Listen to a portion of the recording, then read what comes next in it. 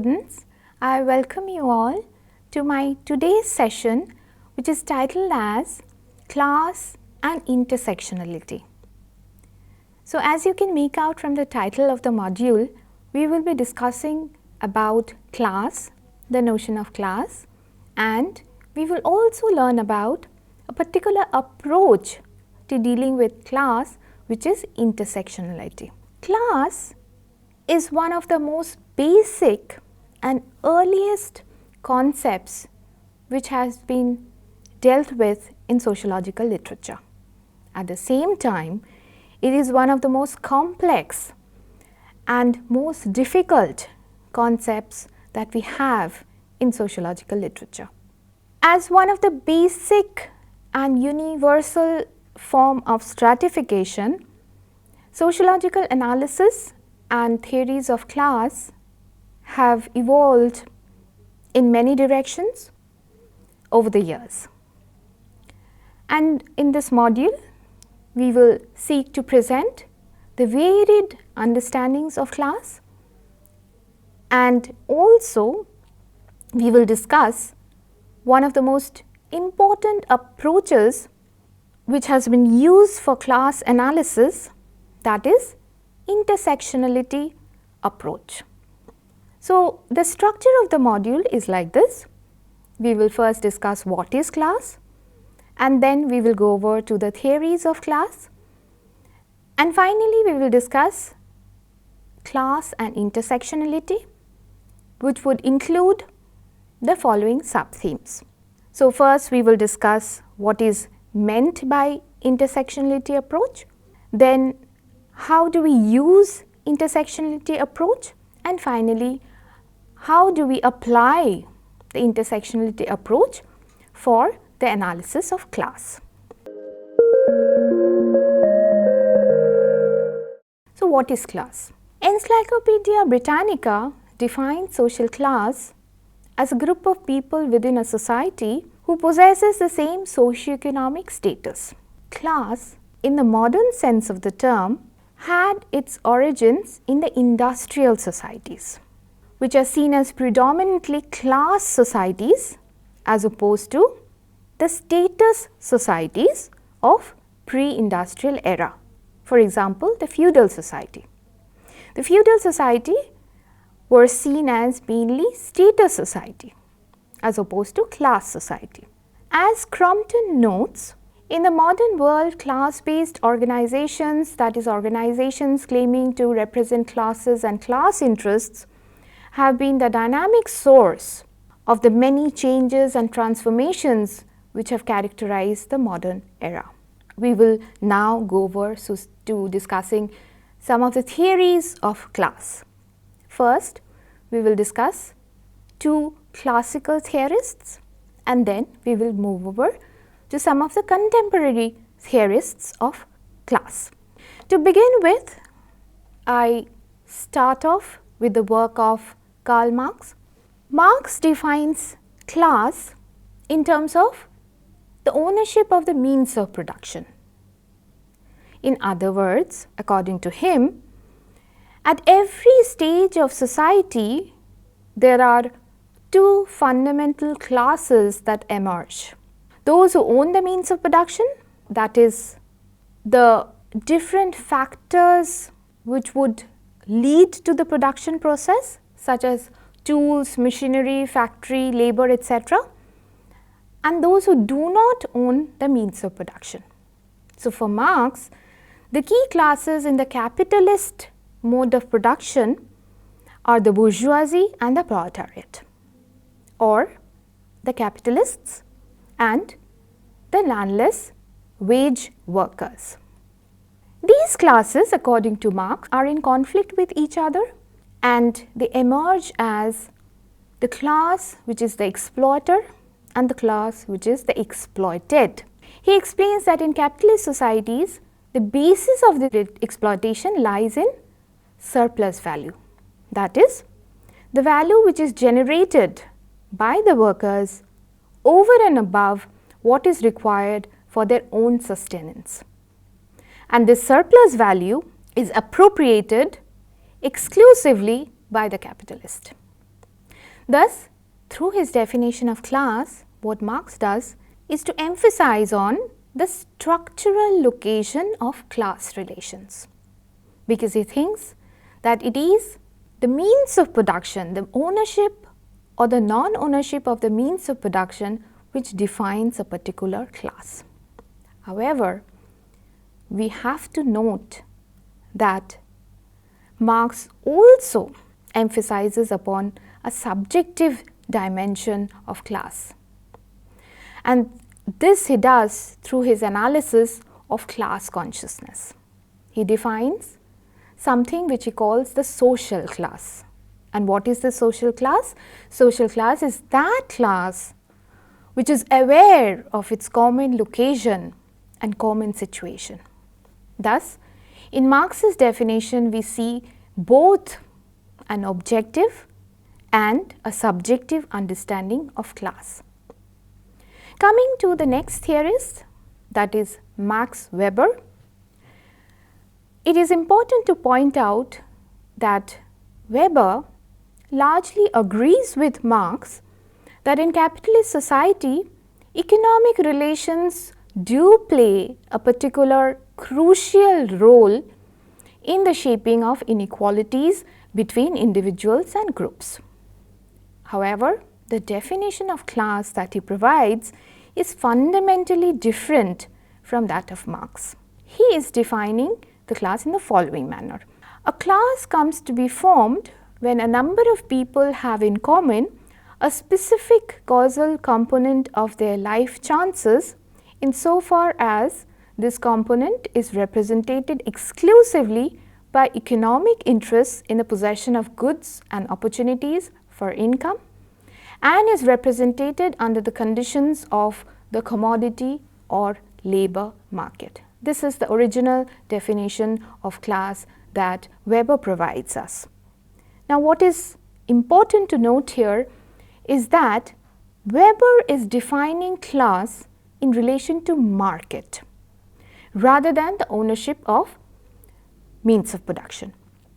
So, essentially for Weber, it is the inequalities in market capacity which determine the position people occupy in the social hierarchy. The capacities people have in terms of the skills that they bring to the labor market, and this explains the rewards that they will receive, which will ultimately determine their class location. So, where people have a good market capacity, such as accountants or engineers, they will have a good life chance. So, this definition is obviously a much wider definition of class than the basic division that Marx provides us between the owner and the non-owner of the means of production. And now I move over to one of the most prominent neo-Marxian theorists of class. Eric Olin Wright basically follows Marxian framework of understanding class, but he extends his basic framework to understand classes in advanced capitalism. And he says that one of the problems of using the traditional Marxian framework to understand class in these advanced capitalist societies is that it cannot explain the rise of the middle class. Where do we fit the middle class into this framework?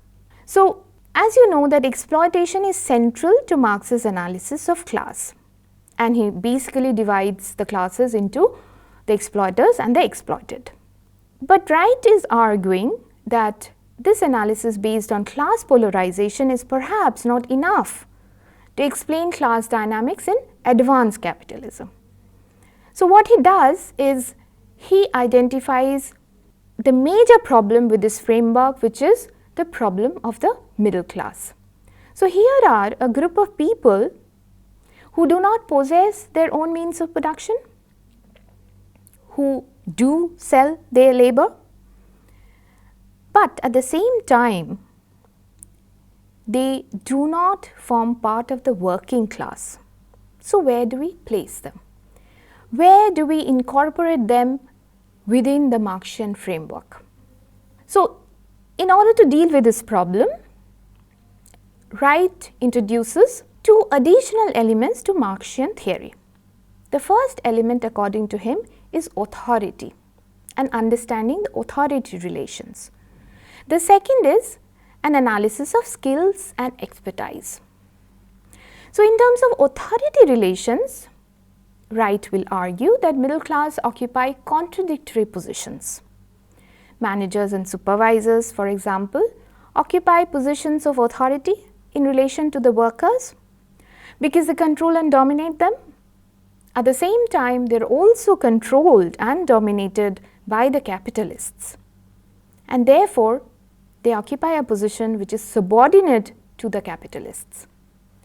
The second element is the possession of skills and expertise, and Wright argues that middle class employees often have higher levels of skills and expertise, and therefore, they actually have more favorable position in relation to exploitation. So, firstly, in relation to this, he says that in case of the middle class, the knowledge and skills that they possess are scarce resources. It is limited by talent and the acquisition of certain credentials. As a result, people with these expertise and skills are often able to command higher wages. And second, their expertise and knowledge is extremely difficult to monitor and control. Thus, the employers try to force loyalty enhancing mechanisms for these occupations to secure their cooperation. And this often takes the form of loyalty rent. Thus, we see that Wright helps us to understand the complexity of the class structure in advanced capitalism, and he is suggesting a more nuanced way of analyzing class.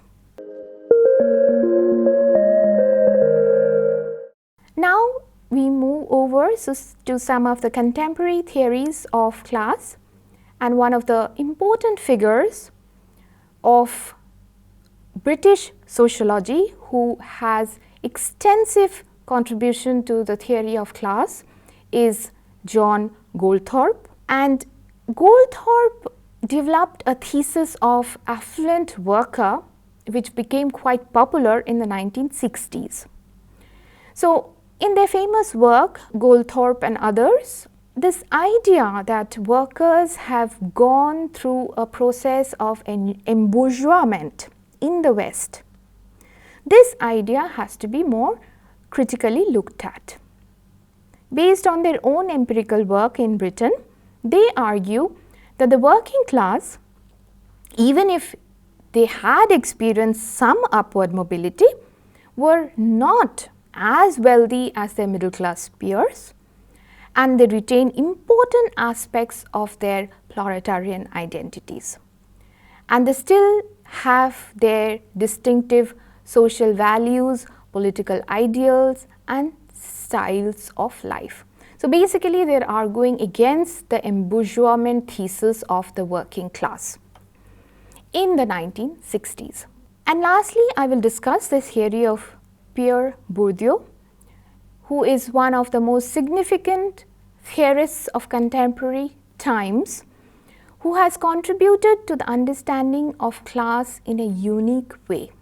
His understanding of class as capital widens the understanding of class in fundamental ways. This idea of class as capital basically tries to expand the idea that class is determined by economic capital. He argues that class is not just based on economic capital, but he identifies three other related forms of capital. First, cultural capital, second, social capital, and third, what he calls symbolic capital. So, basically his theory emphasizes on the need to go beyond an economistic understanding of class. So, what are these?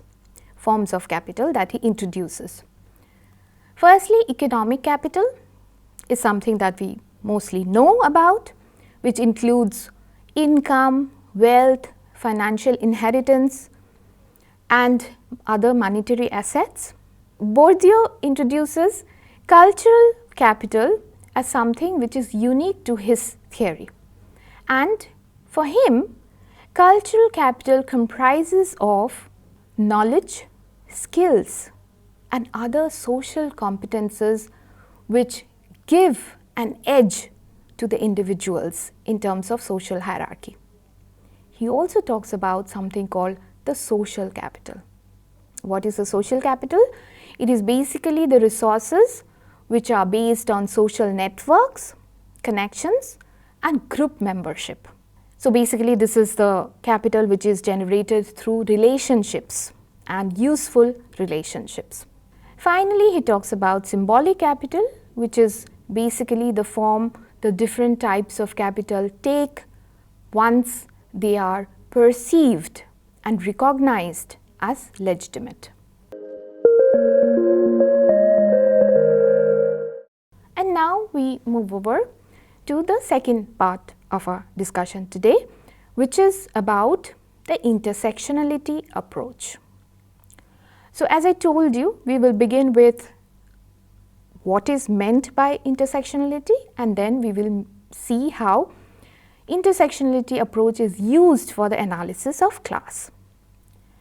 So one of the most important frameworks that has emerged over the years to understand social stratification is the intersectionality approach. So this approach basically emphasizes that class has to be analyzed in terms of the intersections with other forms of structured inequalities such as gender, race, caste, sexuality, and so on.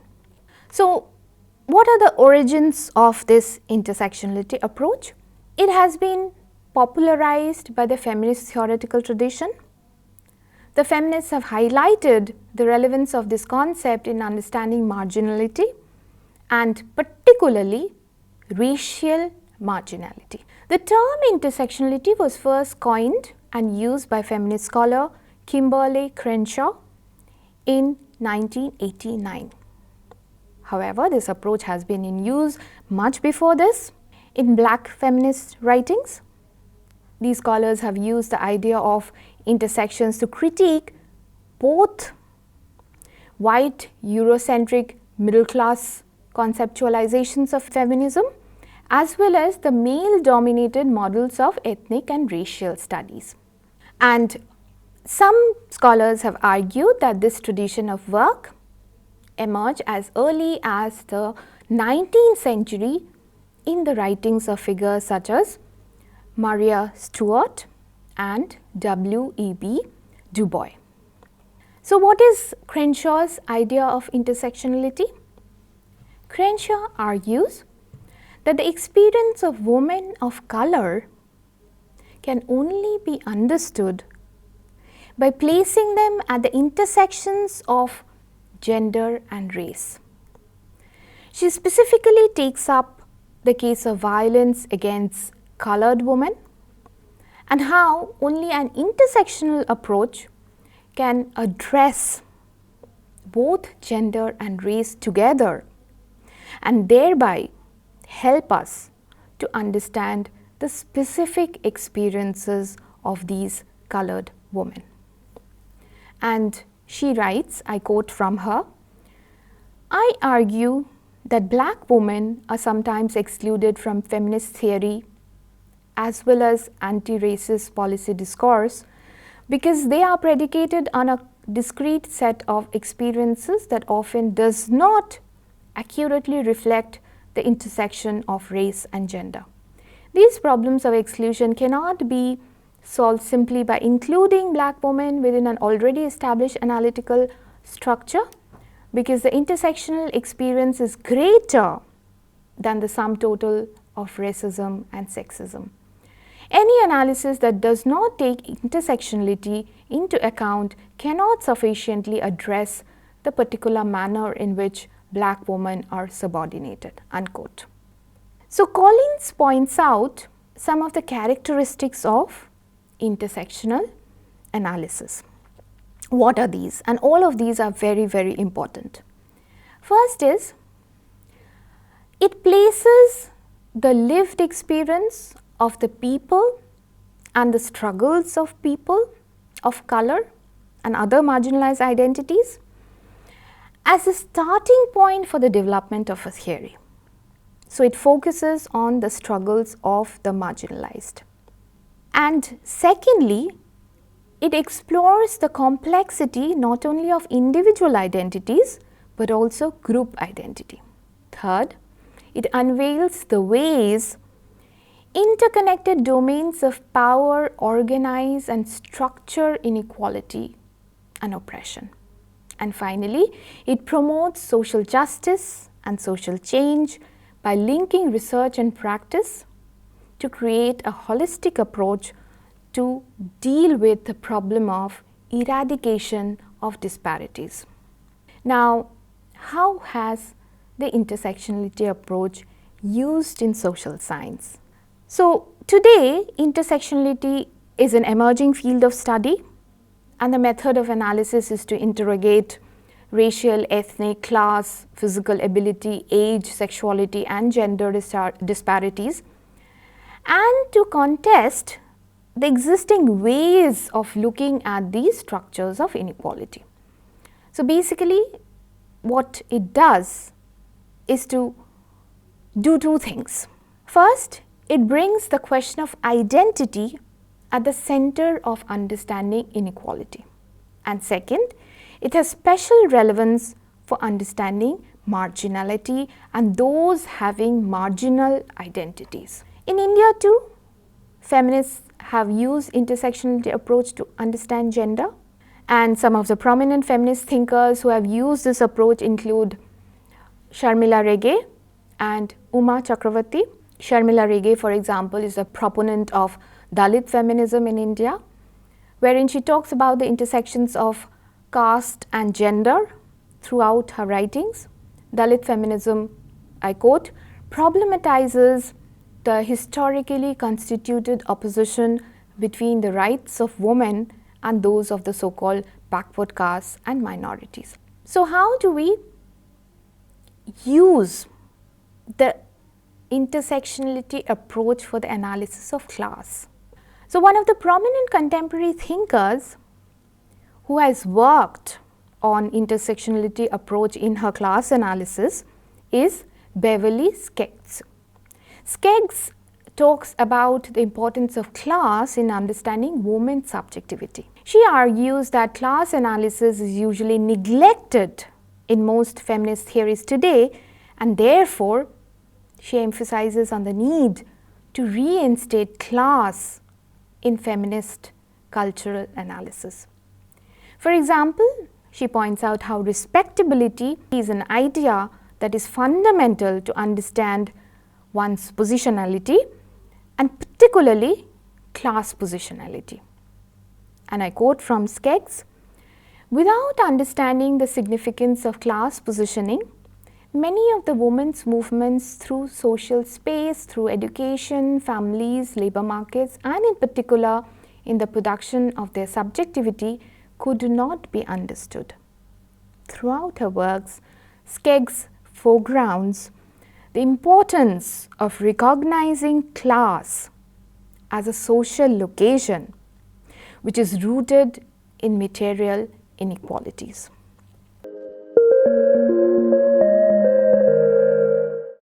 And I wind up with today's discussion.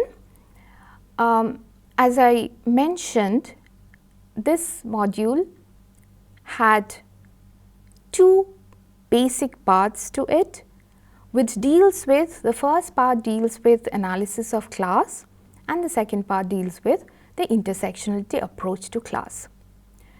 So what we had done, what we had sought to do, is to understand the concept of class and give an overview of some of the major theories of class from classical to the contemporary era, And this part of the discussion tried to show the complexity of the concept of class and how sociological analysis of class has moved beyond an economic understanding of class. And we also tried to understand how the intersectionality framework is applied for class analysis. This part of the discussion began with what is meant by intersectionality, and then it moved over to understand the importance of this framework to understand social stratification. And the last part of the discussion focused on how this approach has been used in class analysis. With that, I end my today's module, and I hope to see you all in my next session. Thank you.